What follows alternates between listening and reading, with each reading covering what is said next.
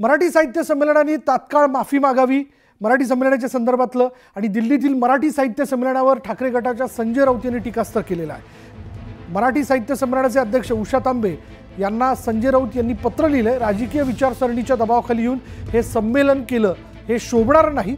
संमेलनाच्या व्यासपीठाचा राजकीय गैरवापर होत असल्याचं त्यांनी म्हटलेलं, राजकीय वापर होत असल्याचं म्हटलंय आणि राजकीय विरोधकांवरचे आरोप म्हणजे विरोधकांचे आरोप जे आहेत ते केले जात आहेत त्याची जबाबदारी संमेलन घेणार का?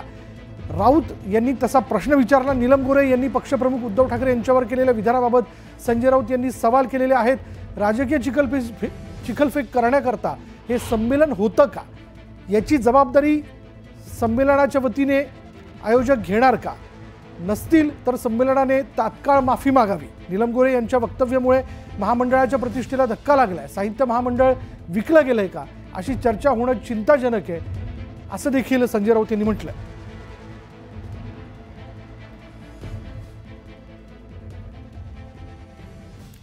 पुढे पाहूयात एक महत्त्वाची ब्रेकिंग न्यूज अशी की भाजप आमदार सुरेश धस यांनी आपण जर पाहिलं तर सत्कार नाकारलेला आहे।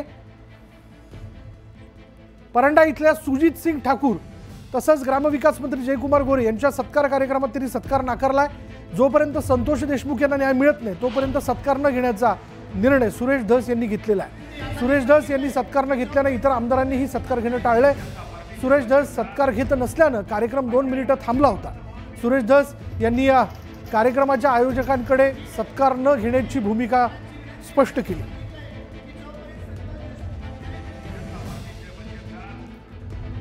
जोपर्यंत संतोष देशमुख यांना न्याय मिळत नाही तोपर्यंत मी सत्कार घेणार नाही असं त्यांनी स्पष्टपणे सांगितलं। धाराशिव मधल्या एका कार्यक्रमाच्या व्यासपीठावरती त्यांनी ही भूमिका घेतलेली आहे। सुरेश धस यांनी सत्कार नाकारला आणि त्यामुळे 2 मिनिटाकरता कार्यक्रम जो होता तो थांबलेला होता।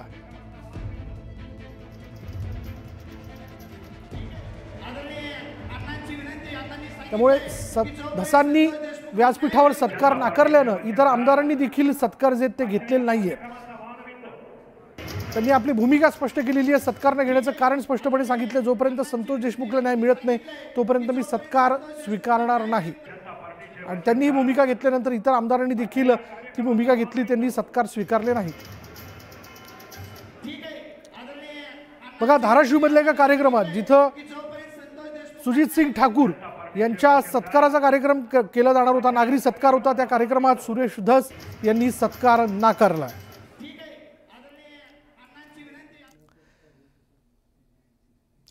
अजित पवारांच्या राष्ट्रवादीच्या वरिष्ठ नेत्यांकडून सूचना देण्यात आलेल्या आहेत। स्थानिक स्वराज्य संस्थेच्या निवडणुकीच्या कामाला लागा, प्रत्येक विधानसभा निहाय पक्षाच्या बैठका घेण्याच्या सूचना देण्यात आल्या।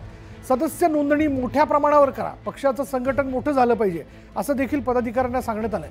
मतदारसंघ निहाय बैठका घेऊन तयारीला लागा। कोर कमिटीच्या बैठकीतून राज्यातल्या सगळ्या शहराध्यक्ष आणि जिल्हाध्यक्षांना सूचना देण्यात आल्या।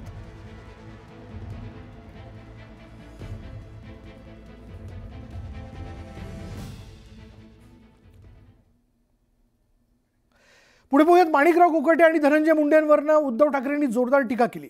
कोकाटे आणि मुंडे यांचं रक्षण करणं हेच भाजपचं हिंदुत्व आहे का असा सवाल उद्धव ठाकरेंनी उपस्थित केला। न्यू इंडिया इन्शुरन्स बुडाली, ज्यांच्यामुळे बुडाली त्यांचं रक्षण करणं भाजपचं हिंदुत्व आहे का असा सवाल उद्धव ठाकरेंनी केला। आता राज्य आणि देशात अंधाधुंद कारभार माजलेला आहे, तो दूर करून हिंदुत्वाचं रक्षण केलं पाहिजे असंही उद्धव ठाकरे म्हणाले।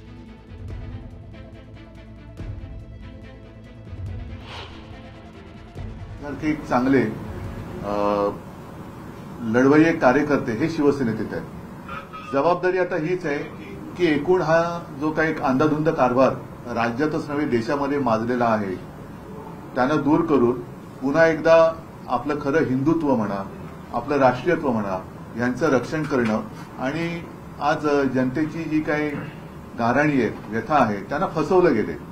निवडणूक काळामध्ये अनेक रेवड्या उडवून त्यांना फसवलं गेलं। आता त्या रेवड्या एक आता उड्या पडायला लागल्या।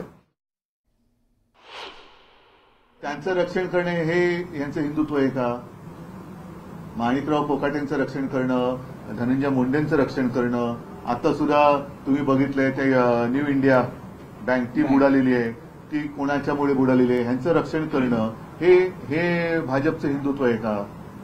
म्हणजे नेमकं जसं मी म्हटलं ना की माझ्या हिंदुत्वाची काहीतरी व्याख्या व्यवस्थित आहे, भाजपच्या हिंदुत्वाची व्याख्या काय? आज साहित्य संमेलनाच्या व्यासपीठावरती आपण बघितलं आमदार नीलम गोरे यांनी एक वक्तव्य केलं. त्यांनी असं म्हटलेलं आहे की उद्धव ठाकरेंना 2 मर्सिडीज दिल्या की मग एक पद मिळायचं. आणि आता त्यांनी साहित्य संमेलनाच्या व्यासपीठाचा राजकीय वापर केल्याबद्दल निषेध देखील व्यक्त केला जातोय. त्यांच्या या वक्तव्याला त्यांनी उत्तर देऊ केलेलं आहे की त्यांनी असं म्हटलंय नीलम गोरेंनी की उद्धव ठाकरेंनी फक्त सांगावं की त्यांनी मर्सिडीज घेतल्या नाहीयेत. आणि याच विषयी बोलण्याकरता आपल्याबरोबर आहेत शिवसेनेच्या नेत्या सुषमा अंधारे. सुषमाताईंनाच आपण विचारूयात. सुषमाताई, नीलम गोरेंच्या वक्तव्याबद्दल आपली काय प्रतिक्रिया आहे? मला प्रश्न हा पडलाय की नीलम गोरे यांच्यासाठी म्हणजे काय कर्तृत्व होतं नीलम गोरेंचं म्हणून त्यांना 4 वेळा आमदारकी दिली. तर नीलम गोरेंनी किती मर्सिडीज दिल्या हे पहिल्यांदा त्यांनी स्पष्ट केलं पाहिजे. एक. दुसरं असं की नीलम गोरे यांनी महाराष्ट्रातल्या एकूण शिवसेनेमध्ये म्हणजे मला तरी येऊन 2-2.5 वर्ष झाली. माझ्या आधीचा काळ त्या सांगत आहेत त्या पक्षात असताना. तेव्हा म्हात्रे दादा आमचे जे आता रवी म्हात्रेजी काम बघतात मातोश्रीवर, तर म्हात्रे दादाही तेव्हा नव्हते. तेव्हा 25-30 वर्ष मातोश्रीवर कुणी यावं कुणी नाही, कुणी बसावं कुणी नाही, कुणाला पदं द्यायची कुणाला तिकीटं द्यायची, सभेला संमेलनाला वेळ द्यायचा, ह्या सगळ्या गोष्टी नीलम गोरेच करायच्या. त्यामुळे त्या ज्या सांगतायत की शिंदे साहेबांकडे कलेक्शनाचं काम होतं, तर शिंदेकडे कलेक्शनचं काम होतं हे यांना कसं काय माहिती? म्हणजे शिंदे आणि नीलम गोरे या दोघांचं जॉईंट व्हेंचर होतं का त्या काळामध्ये? तर आणि नीलम गोरेंचं मला अजून एक सांगितलं पाहिजे. म्हणजे नीलम गोरेंची अगदी सुरुवातीची जी कारकीर्द होती त्या कारकिर्दीमध्ये त्या हडपसरच्या डिस्पेन्सरीला पीएमटीने जायच्या आणि यायच्या. आणि पीएमटीने जाये करणाऱ्या या बाई भारिप बहुजन महासंघामध्ये गेल्या. प्रामाणिकपणा आणि त्यांचा दूरपर्यंत संबंध नाहीये. ज्या भारिप बहुजन महासंघाने त्यांना डायस दिला, स्टेज दिला, 84च्या इलेक्शन मध्ये गुरुदास कामत आणि प्रमोद महाजनजी यांची निवडणूक त्या काळामध्ये त्या उभ्या राहिल्या, त्या नीलम गोरे भारिप बहुजन महासंघाशी सुद्धा प्रामाणिक राहिल्या नाही. मग त्या पवार साहेबांच्या पक्षात गेल्या. पवार साहेबांनी पण एक महिला आहे बा आपण लिफ्ट दिली पाहिजे असं पवार साहेबांना वाटलं. परंतु प्रामाणिकपणा आणि नीलम गोरेंचा अजिबात संबंध नाही दूरपर्यंत.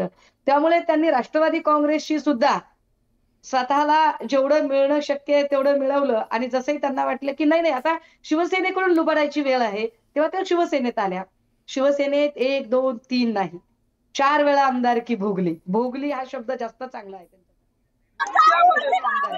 कारण नीलम गोरे आमदार असण्याच्या काळामध्ये महाराष्ट्राचं सोडा, नीलम गोरे ज्या पुण्यात राहतात त्या पुण्यातल्या मॉडेल कॉलनीत सुद्धा त्यांनी साधी एक शाखा उभी केली नाही.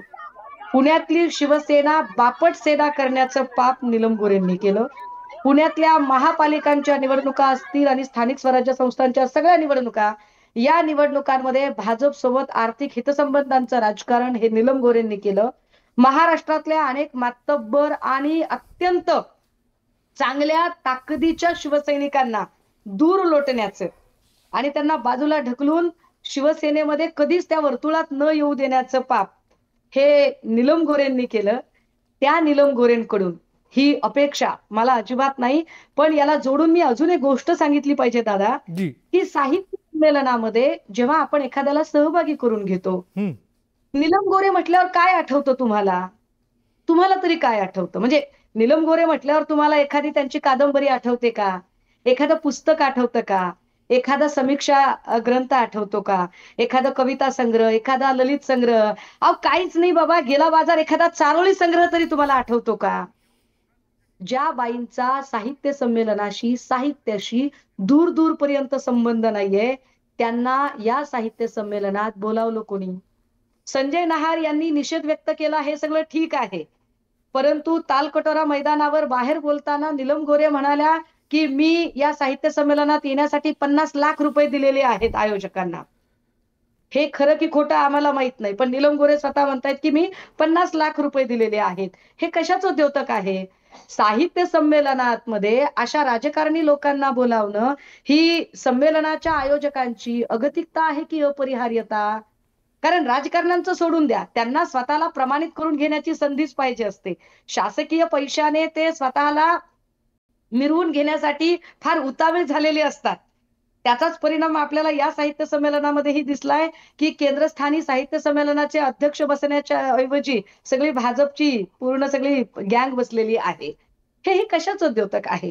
त्यामुळे अशा साहित्य संमेलनाचा वापर जी जर राजकीय विरोधकांना नामोहरम करण्यासाठी केला जाणार असेल तर साहित्य संमेलनांची आणि साहित्यिकांची विश्वासार्हता राहणार नाही. कृपया, मी स्वतः साहित्यिक आहे, काही पुस्तकं लिहिली आहेत, माझी पुस्तकं ही अभ्यासक्रमांमधून आहेत. मीही मराठवाडा साहित्य संमेलनामध्ये साहित्यिक म्हणून एका चर्चासत्रात सहभागी होऊन आली आहे आणि साहित्यिकांनी साहित्याच्या मर्यादा ओळखायला हव्यात. अगदी त्याच वेळेला राजकारण्यांनी सुद्धा गट्स असतील ना निलम गोरेंमध्ये, जी मी न्यूज 18 लोकमतच्या चॅनलवरून त्यांना आवाहन करतेय, निलमजी तुमच्यात जर गट्स असतील, आय रिपीट वन्स अगेन, निलमजी तुमच्यात जर हिम्मत असेल, कुवत असेल, ताकद असेल, सुषमा अंधारे तुमच्यापेक्षा खूप लहान आहे पण सुषमा अंधारेने अख्ख्या राज्यभर महाप्रबोधन यात्रा घेऊन दाखवली. निलम गोरे, तुम्ही दुसऱ्याच्या पंक्तीत जाऊन बुंदी वाटायचं काम करू नका. तुमच्यात जर हिम्मत असेल तर महाराष्ट्रात स्वतःच्या ताकदीवर एक सभा घेऊन दाखवा. एकनाथ शिंदेचे पैसे वापरून नाही, एकनाथ शिंदेचे पैसे वापरून नाही, स्वतःच्या ताकदीवर एक सभा घेऊन दाखवा. मग आम्ही तुम्हाला मानू आणि तिथे तुम्ही तुमची वक्तव्य करून दाखवा. बघू तुमच्या मागे किती लोक आहेत. अहो, या गोरेबाई प्रवेश करायला गेल्या तर साधं यांच्यासोबत वर्षानुवर्ष राहिलेला आमच्या पुण्यातले आनंद गोयल, ते गोयल सुद्धा गेले नाही हो यांच्यासोबत. एक माणूस ज्या बाईसोबत पक्षप्रवेश करू शकला नाही, ज्या बाईंचा विरोध करून अनेक लोक तिकडे गेलेली होती, ती माणसं तिथूनही सांगतात. कितीतरी आमदार, आज अक्षरशः भाजपच्या आमदारांनी सुद्धा मला फोन करून सांगितलं की निलम गोरेंना ही भाषा शोभली नाही. पण ती त्यांची पद्धत आहे, ती त्यांची वृत्ती आहे. निलम गोरे या एका व्यक्तीचं नाव नाही, हे प्रवृत्तीचं नाव आहे. एका विश्वासघातकी आणि बैमान प्रवृत्तीचं हे नाव आहे. सुषमाताई, आपला मुद्दा आणखीन आपण पूर्ण करा.